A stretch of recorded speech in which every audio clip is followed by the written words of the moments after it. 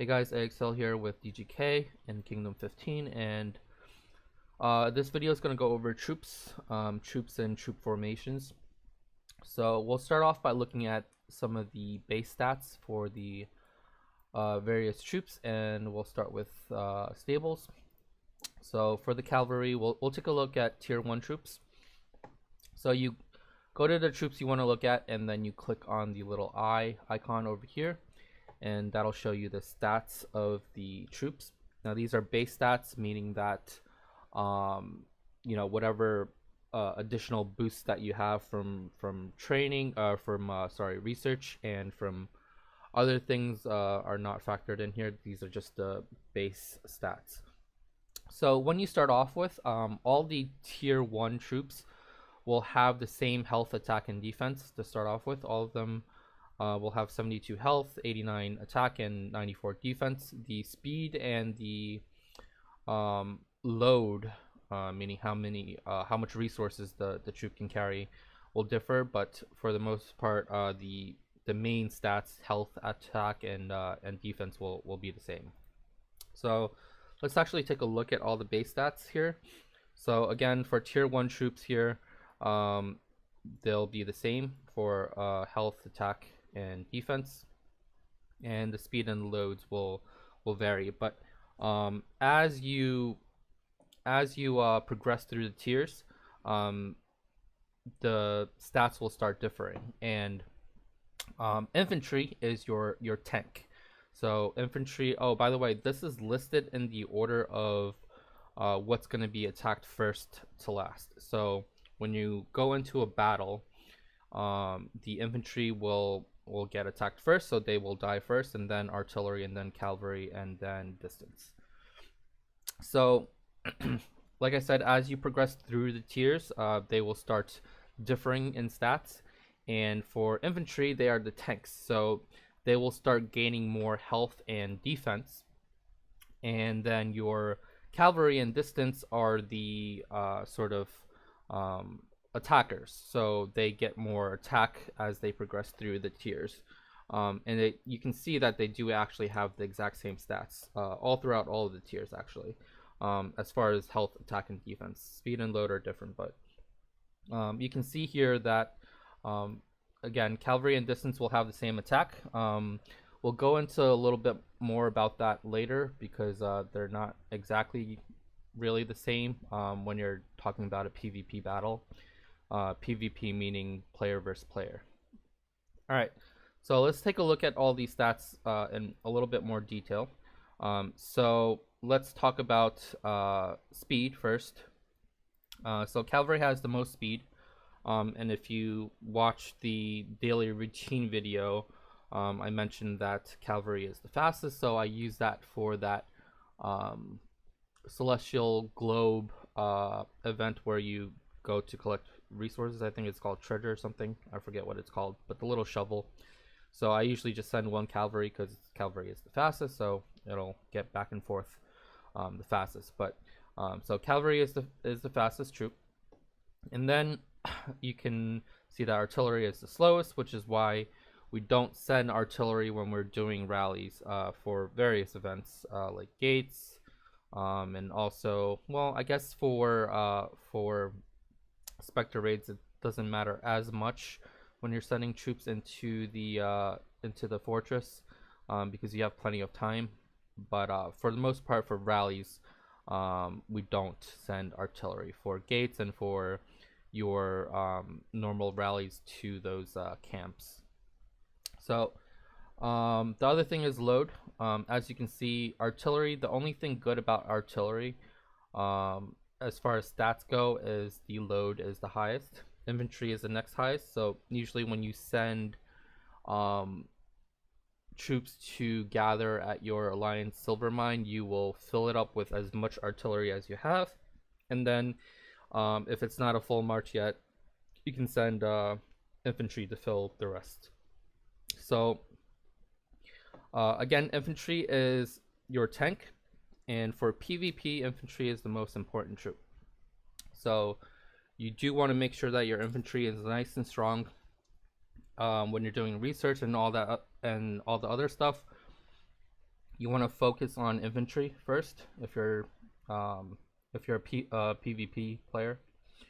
And then for cavalry and distance, distance is actually more important than cavalry, even though it has more, or even though they have the same attack and the same stats, just because of uh, the counters. And what I mean by counters is, you can see here, for every troop, you'll see here what it counters. So cavalry are stronger than distance, are strong against distance rather, and weak against infantry. And then you'll see that kind of description in every single troop. For infantry, they're strong against cavalry and weak against distance, and so on and so forth. So if we take a look here, infantry is strong, or it counters cavalry, and cavalry counters distance, and distance counters infantry. So again, like I mentioned before, infantry is the first troop to get attacked. So nothing gets hit until all your infantry are dead, unless you have a specific hero ability. There are certain heroes that when their abilities are procced, they will charge in. So for example, there's one hero that allows your cavalry to charge in and go to their backline and hit their distance. But we'll go over heroes in a separate video. So again, infantry are your tanks. They're the most important. So you want to make sure that your infantry is strong. You want to make sure that you're bringing enough infantry in your battle, because basically in a battle, whoever infantry dies first is the one that's gonna lose. Simple as that. So let's talk about let's take a look at some battle reports first, and then we'll go over some of the research and other things that you want to focus. So one other thing I want to mention first is so in a battle, in a PvP battle, let's call it that, you want to kind of bring equal parts of each troop, about equal parts of each troop. So as you can see here in this full march, I have, about 170k of each troop.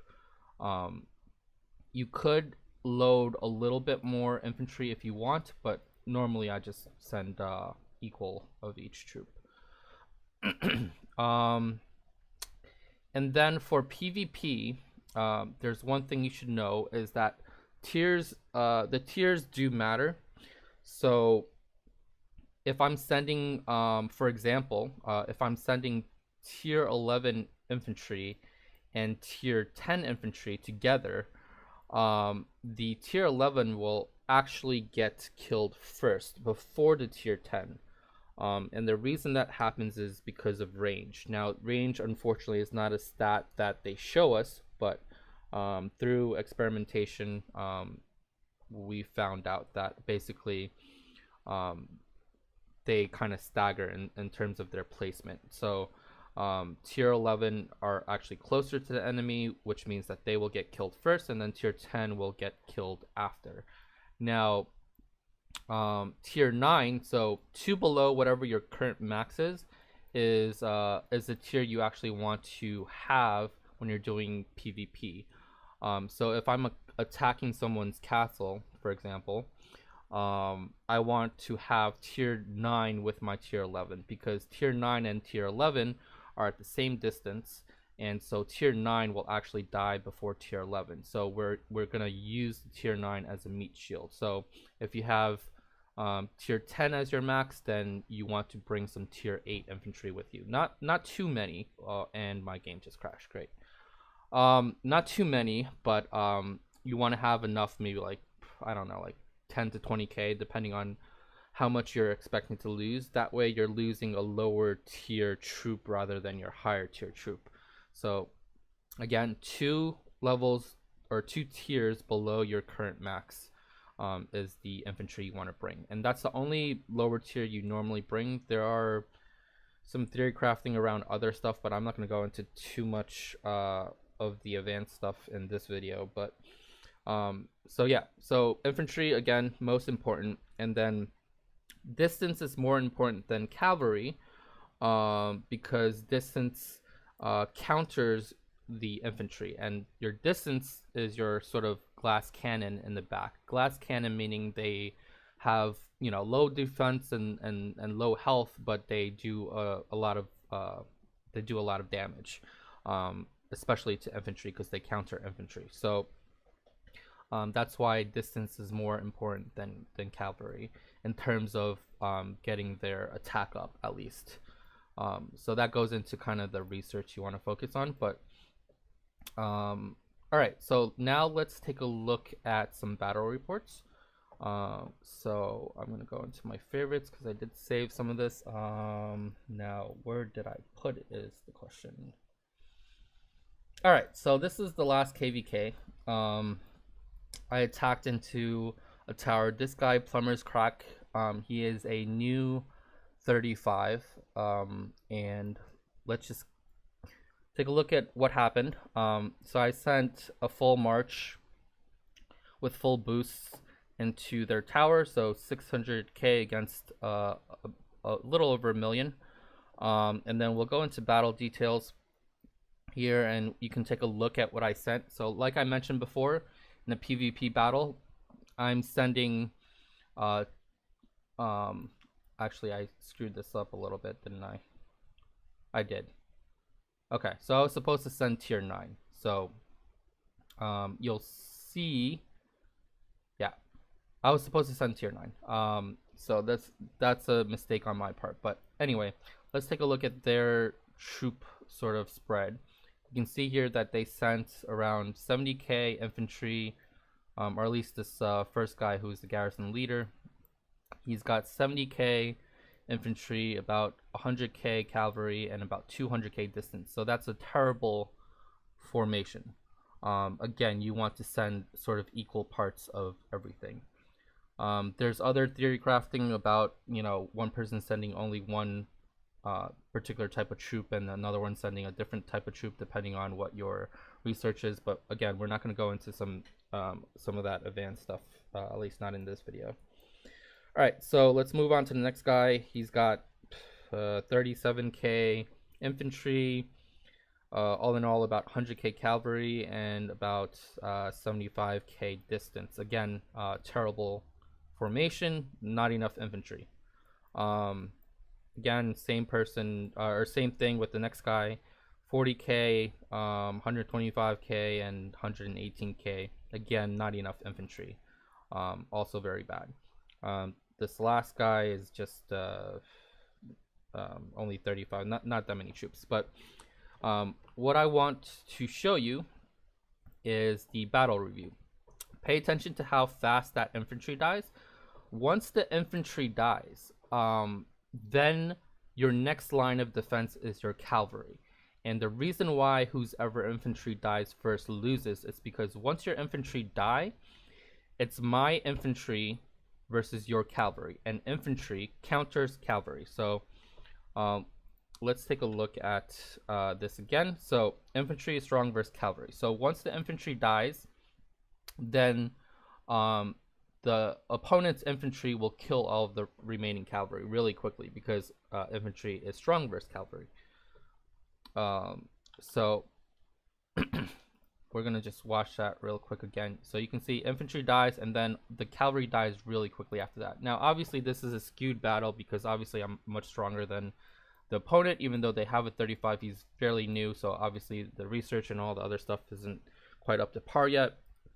So let's take a look at some other battles. Let's see, what is this one? All right, this one is we got, this is Thailand's, and we got matched up with the strongest alliance in pretty much the whole game. So this is one of their top people. This one, let me see, do I want to look at this one? Let's see, I have loaded more infantry again, because infantry is really important. And let me see, what does he do? pretty much the same. Yeah, we're not gonna look at this one because this one goes more into heroes, but let's take a look at another one where they have really bad. All right, this one might be a good one. Let me just take a look real quick about at the layouts. 120. Okay, all right. We'll take a look at this one. All right, so this guy, this is another Thailand, and he was at the time roughly 150 million power above me, but same with he's stronger than both me and Rogue in terms of power, but this guy did not know how to PvP, and he basically both me and Rogue beat him one-on-one. So let's take a look at the battle details. So he's the attacker here. And that's the reason why I have more troops, because in Thailand, when you garrison, you can actually put more troops in. And that's one of the benefits of being in one of the towers. Anyway, so you can see here, he's the attacker, and he's using about a little under 50k tier 11s, and then he's using 75k tier 10s. Again, in this instance, you want to use tier 9s as a meat shield. In Thailand, it really doesn't matter. So in Thailand, I tend to just bring all tier 11s because you're not actually losing the troops for real. You know, you retain your troops in the real sort of real life, if you want to call it. It's not really real life, but yeah, the troops that die in Thailand is only dead in Thailand. So it doesn't really matter about you preserving your higher level troops. So in Thailand, I tend to just bring all or use all tier 11. So he's only got 47k of tier 11s. The rest are tier 10s. And then I have, as you can see, a lot of infantry. I have almost 200k infantry. So just in terms of troop composition, you can see that he's at a disadvantage. And then if we take a look at the battle review, you'll see here that his infantry will die off first, and then you can see how quickly his cavalry starts dying because it's my infantry versus his cavalry. Like I said, infantry is strong versus cavalry, so they will die really quickly. So again, whoever infantry dies first is gonna lose. All right, so we'll take a look at another one. All right, this one was a complete slaughter, and the reason why it's a complete slaughter is, so he's again the attacker, but at this point I think he was just panicking and sending whatever he could at me. But you can see here the troop comp is just completely garbage. He's got no infantry, so basically he's got no tanks, and he's just sending in glass cannons at me. So he's only got 52,000 cavalry, and the rest is just distance. So distance again is strong in terms of attack, but is very weak in terms of defense. So again, I send somewhat equal parts of everything. At this point, I'm in the tower, I think. Let's take a look. Yeah, I'm in the tower. So at this point, you know, he's attacking me, and then you know, he's gonna kill off troops, and then I'm sending troops back to the tower to fill up my sort of march capacity or garrison capacity in the tower. So he attacks, I fill more troops. He attacks, I fill more troops, and the cycle just keeps going. So he was never able to knock me out of the tower. That's why my composition is kind of skewed here.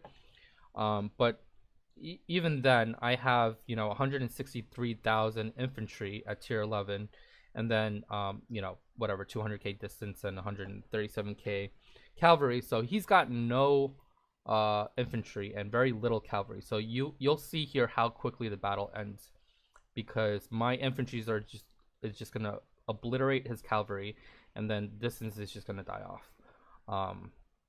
So you can see here how much the composition of your troops matter. That's pretty much it as far as battle reports go. What is this one? Oh Oh, we'll take a look at this one. This one's not really a great one to look at in terms of knowing what troop comp. This is just the first KVK. Um, this I ported myself into the Dark Rain, and Austin attacked me. So I barely won, which is sad considering how many troops I had. He killed off how much? Almost 300k troops. I only killed 128k troops, but anyway, the point is. By the way, this is a percentage of your total, which is why I won, even though he killed way more troops than I did. That he killed a lower percentage of troops than I did in terms of the total number of troops. But this is a good one to look at because he's attacking my castle, so I have cannon in or artillery in my castle. So you can see here kind of the order the troops will die. So infantry will die first, and then cannon, and then cavalry, and then finally distance. So that'll just show you kind of that order that the troops die in. All right, so let's take a look at I guess some research and stuff. So let's here research. Let's take a look at combat 1. So I do have everything maxed here in combat 1, but when you're doing research for a player who wants to actually, play the PvP side of the game, which in my opinion obviously is pretty much the most important part of the game, you want to first focus on all the infantry stats, every single one of them. So focus on all your infantry attack, defense, and health, and just get through this tree and level everything else up to 1 just to get through it, and then just max out all your infantry stats first. I take that back. So you want to focus infantry, but obviously sometimes it matters which, like, you might not have resources to complete some of the later ones, or you're not at a stronghold level where you can get past a certain point. So I would say upgrade as much infantry as possible, and then the next thing you want to focus on is your distance attack. So you want to do distance attack, and then you want to do cavalry, defense, and health.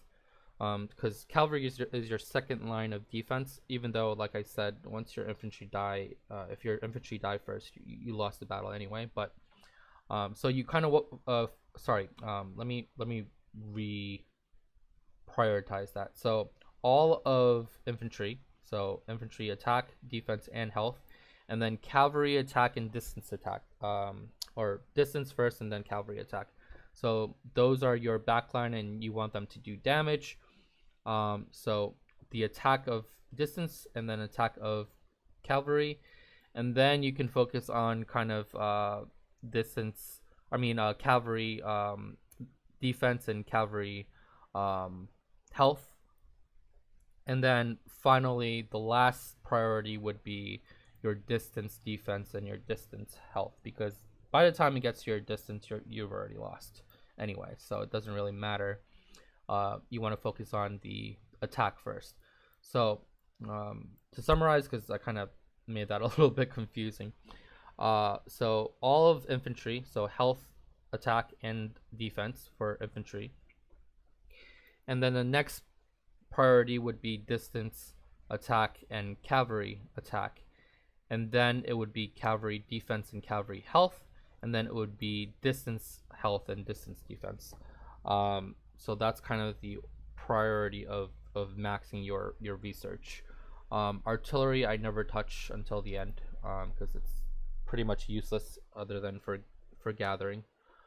So that's pretty much research. And then the other things, let's take a look at your airship. So in your airship, these 4 parts do different things. So let's take a look at from bottom left cannon. This one is the most important one because it adds to troop attack. And then within this, there's these different things here. Top one, I pretty much, that's last priority for all of them because it has to do with marches against threats, and really don't care about that at all because it has nothing to do with PvP. So bottom one is distance damage, so that's a good one. But again, the first one you want to prioritize in terms of these things on the side is the ones that have to do with infantry. So I think this one is infantry, if I remember correctly. Yes, infantry damage. This one is a good one. And then what is this? Troop march speed and cavalry damage. Okay. I think it's here. Yeah, this is the other one. So this is infantry damage received. So pretty much defense, if you want to call it.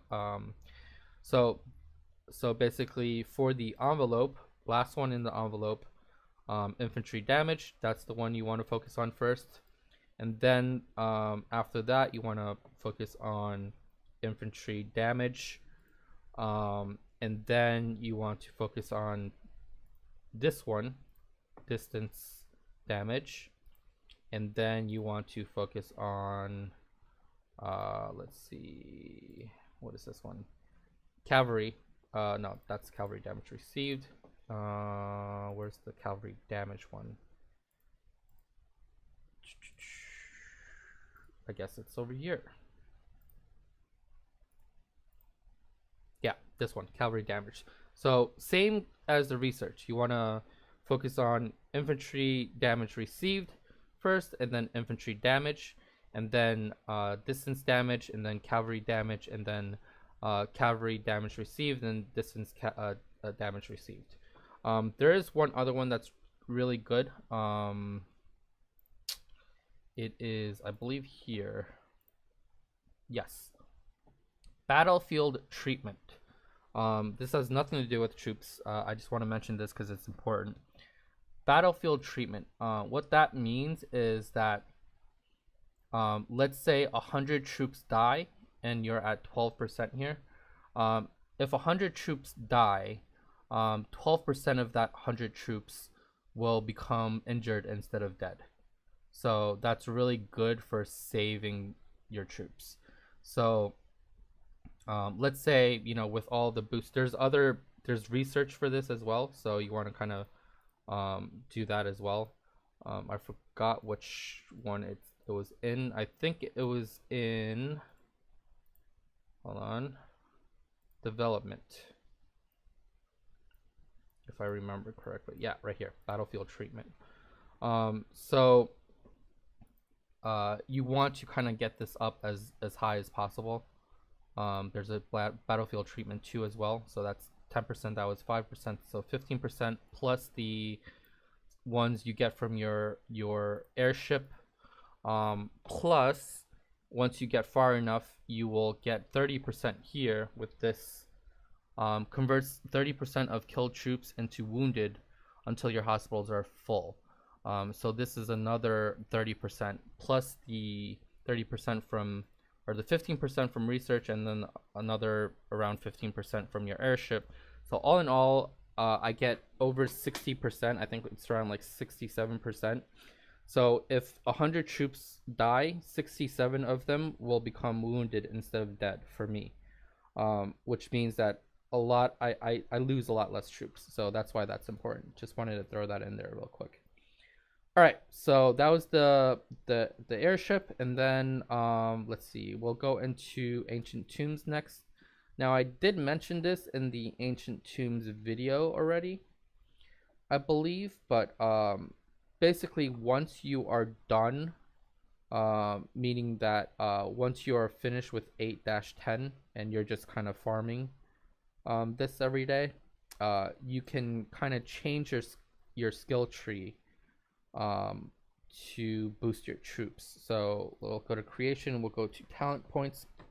So normally you would go with warrior because that's the best tree, but once you're done with 8-10, I change it to brutal, and I change the track to maximize my troop buffs. So you can see here that this one has troop attack, troop health, and it has infantry defense, which is really good. Infantry health, again, infantry is really important, so that's really good. We got cavalry health, and then we have infantry defense, which is really good. And then eventually we'll have, let's see, there's infantry health as well here. So infantry defense, infantry health, a lot of those, so that's why that's really good.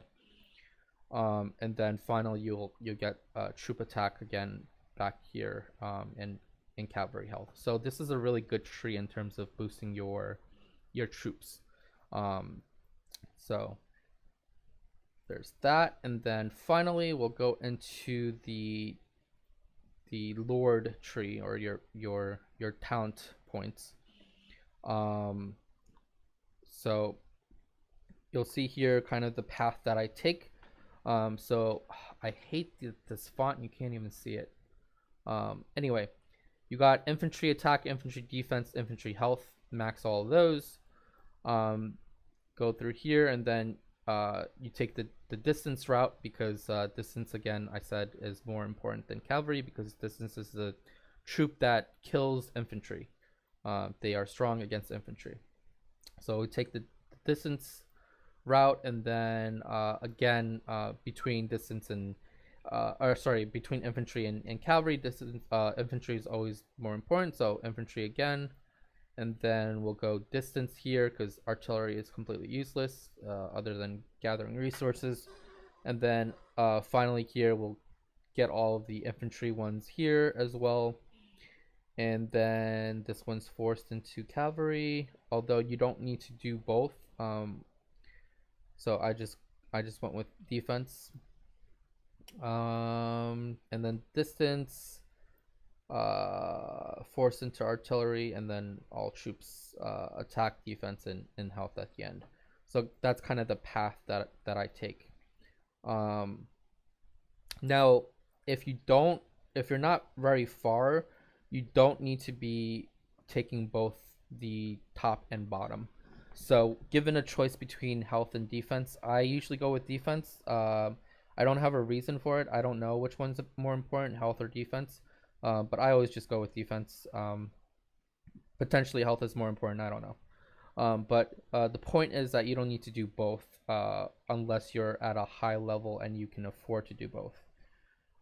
So until you're maxed out all the way at the end, I wouldn't do both the top and the bottom. So just take either the top route or the bottom route, not both at the beginning, at least, because you want to get to this life preserver skill as quickly as possible, because I mentioned before it's very important in preserving your troops when you're doing PvP. So I think that is pretty much it. Trying to think, is there anything else that boosts your troops? I think that's it. I don't think mermaids do anything. Or maybe they do. Let me see. No, yeah, I don't think mermaids do anything. I mean, the only other thing is, if you do go into ancient tombs, this isn't the only place where you get troop buffs.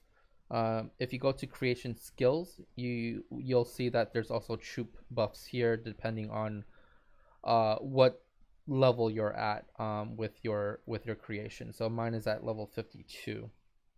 So you'll see here distance attack. You'll get these as you progress through the levels, and once you get towards the later ones, they get really good. Like for example, this one, you got distance health plus 52%. That's actually not really that important, to be honest. Let's see, what else do you get? Is this important? No, that's creation. What is this? Creation. This one. Distance versus infantry damage plus 8%. That's really good. What is this one? Cavalry versus infantry damage plus 8%. Why is... Okay. That actually is pretty good too. And then all of these are good. Cavalry attack, cavalry health, cavalry defense, distance attack. That's good. Plus 30%. That's really good. So anyway, you'll get these naturally as you level up your creation, but I just kind of wanted to show you where you can see that these are very important. All right. So I think that is pretty much it for troops. Again, I will go over the heroes separately because that's the other component of PvP. There's two main components of PvP. One is troop composition and one is heroes. Those are the two most important things, or the only important things really, I think. But I think that is it. So hopefully this helped. Again, this is more standard stuff. There's nothing advanced. There's a lot more theory crafting behind troop selection and things and formations. I'm also not going to go into PvE, things like Titans and stuff. Maybe I'll save that for a later video, but those troop compositions are different than PvP.